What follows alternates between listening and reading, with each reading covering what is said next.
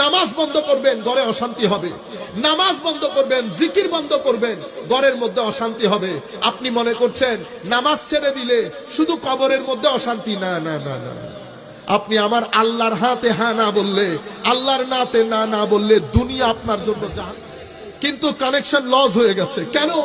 আমার আল্লাহ কানেকশন করার জন্য আমাকে যেই ইন্দ্রিয়গুলা দান করেছেন, হাত, মুখ, চোখ, কান, সেই জায়গাগুলো আমরা সেভাবে ইউজ করতে পারছি না।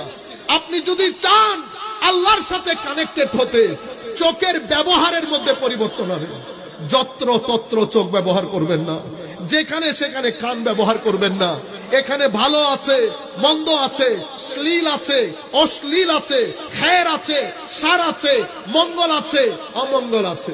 চোখ দিয়ে মঙ্গল দেখেন, কান দিয়ে মঙ্গল শুনেন, জিহ্বা দিয়ে শ্লীলতা বলেন, আর নাক দিয়ে শ্লীলতা নেন, পেটের মধ্যে হালাল দেন। আপনি যখন পজিটিভিটির সাথে, ভালোর সাথে, পৃথিবীর সাথে একটা কানেক্টেড হবে, মুহূর্তের মধ্যে আপনার কানেকশন আপনার রবের সাথে হবে। রবের সাথে যদি কানেকশন হয়, ধরতির মধ্যে এর চেয়ে বড় নিয়ামত আর নাই। কিরকম? আপনি দেখবেন চোখ দিয়ে পানি পড়া শুরু করেছে, ভদ্রতা এসে গেছে, অন্তর দুর্বল হয়ে গেছে, জিকিরের প্রতি মন যাচ্ছে, তিলাওয়াতে কোরআনে আপনি এনজয় করছেন। নামাজের মধ্যে একাকিত্বে নামাজ পড়া আপনার কাছে একটা বড় ভালো লাগার কারণ হয়ে গেছে। একাকিত্বে হাঁটার মধ্যে আপনার আলাদা একটা ভালো লাগা। আপনি কবর দেখলে আগে ভয় করতে, এখন ভয় করে না। আপনার ইচ্ছে করে সসম্মানে যদি যেতে পারতাম। কাশ মাবুদ মাবুদ মাবুদ করতে করতে আপনার ভিতরের জগতের মধ্যে একটা আমূল পরিবর্তন আসবে। তার মানে আপনার সাথে আপনার রবের একটা কানেকশন হয়ে গেছে। আমরা সেই কানেকশন লস করতেছি।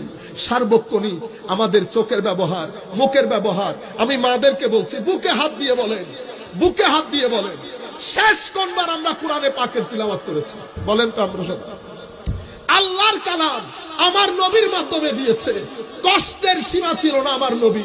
শীতকালে আমার নবী ঘেমে যেতেন এই কোরআনে পাক দিয়ে।